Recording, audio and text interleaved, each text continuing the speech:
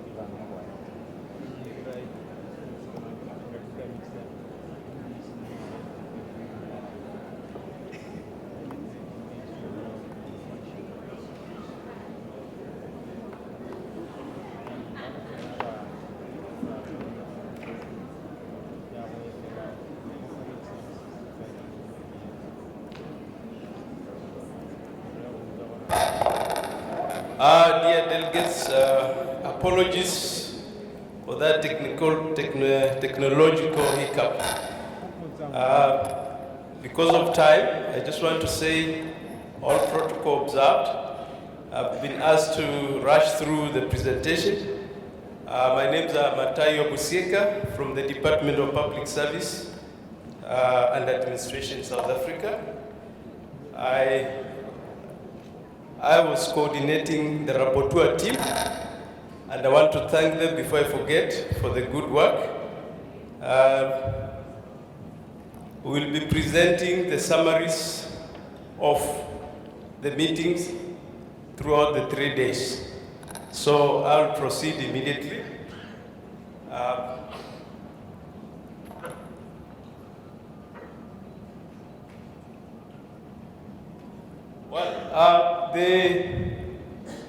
As we know, the 40th Roundtable Conference was hosted by the government of the Arab Republic of Egypt through the Ministry of Planning, Monitoring and Administrative Reform. This annual conference was held under the high patronage of His Excellency President Abdul Fattah al-Sisi from the 3rd to the 6th December 2019 at the Ritz-Carlton Hotel in Cairo, Republic of Egypt.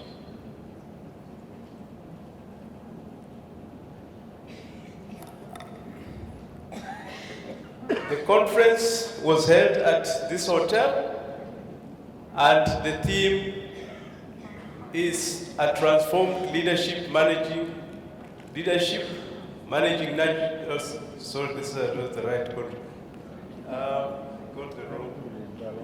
Yeah, the following sub-themes steered discussion at the conference. The first sub-theme was public service institutions for effective, inclusive, and accountable achievement of sustainable development, strengthening public policy coordination, institution, and mechanism for effective implementation, the role of information and communication technologies as a public sector institution enablers to achieve sustainable development, cross-cutting issues on transformation of public sector institution in Africa,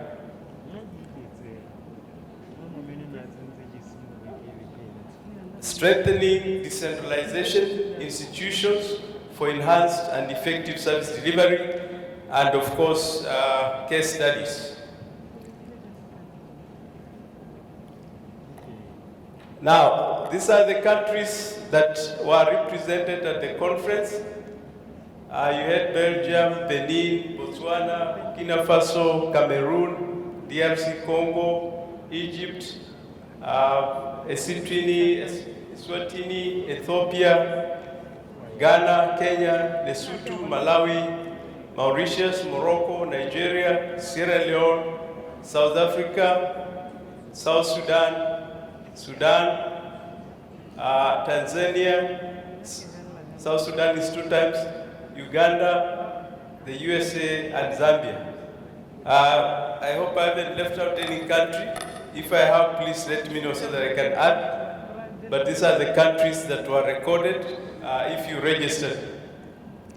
Now, if you look at the ranking of the representation, Egypt was number 1 at 152. Can we give them a clap? Followed by Ghana. Give them a clap. For the first time, Malawi is number 3. And then we have Uganda coming close by. Botswana. Kenya, 39. Zambia, 36. South Africa, 27. Nigeria, 21. South Sudan, 14. I think we clap for South Sudan. The first time they brought me this. And then you had Tanzania, number 13. Sierra Leone, 4. Cameroon, 2. And the rest was 111. The rest of the people. If you compare the statistics, you'll see at the 39th Roundtable Conference, this is how the representation was. I don't know why Lesotho has fallen down, but it was around number 3.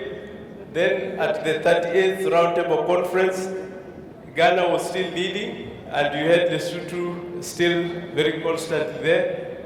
And then at the 37th conference, Zambia was leading because it was hosting. Then you had Kenya, Ghana, Lesotho, and Uganda. Now, partner institutions that participated in the conference are listed here. This is Pan-African Parliament. You had, for the first time, African Association of Public Service Commissions.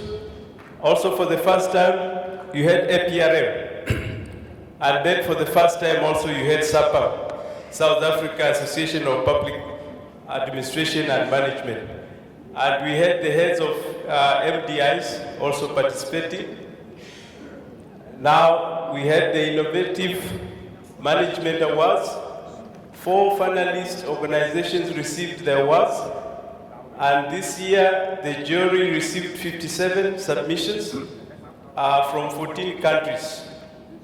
Out of the 57 submissions, 17 were from French and Arabic-speaking countries, while the rest from Anglophone countries. These were We had Algeria, Botswana, Cameroon, Egypt, Ghana, Kenya, Mauritius, Malawi, Morocco, Namibia. Those were the countries that made those submissions with those numbers. And then the gold medal winner was Zambia.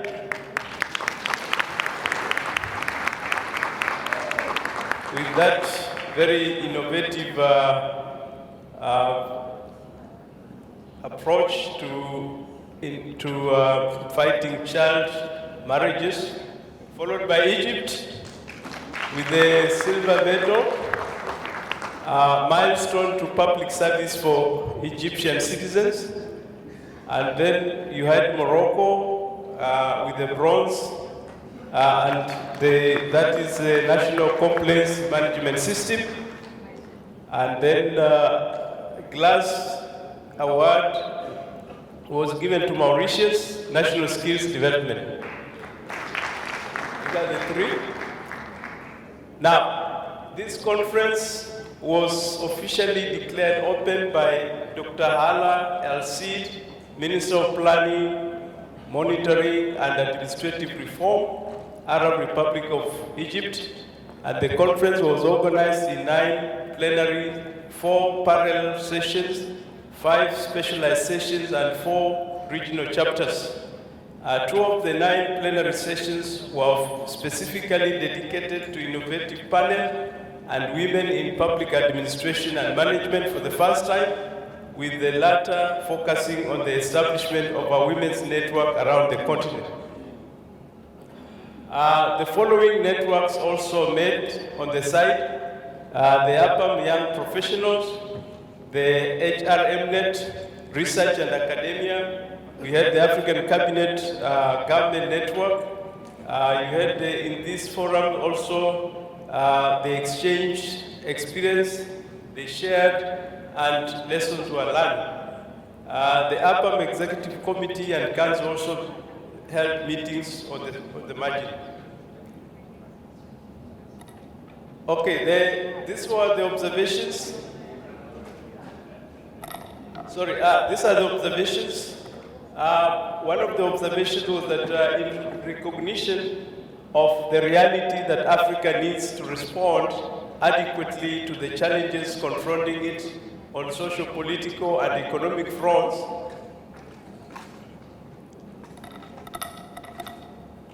to effectively address these challenges, Africa must strengthen its governance and public institutions through the adoption of sound governance and public administration practices, which are only possible within the context of viable institutions.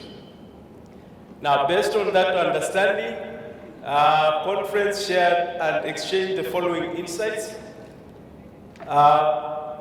The fourth industrial revolution presents Africa with a massive opportunity to benefit from related skills like creativity, innovation, emotional intelligence, etc.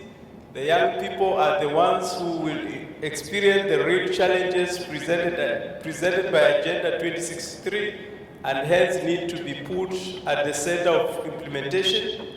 As the world becomes automated, employment will need agility to jump between options.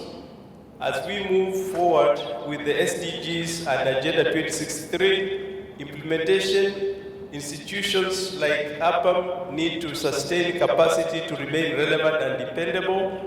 During the 2019 high-level political forum, member states recommitted to SDGs implementation and the need to speed institutional reform. Africa is the richest continent, but with the poorest people in the world. Those were the observations. The other observations are that to make great people, and you will need to build enduring institutions.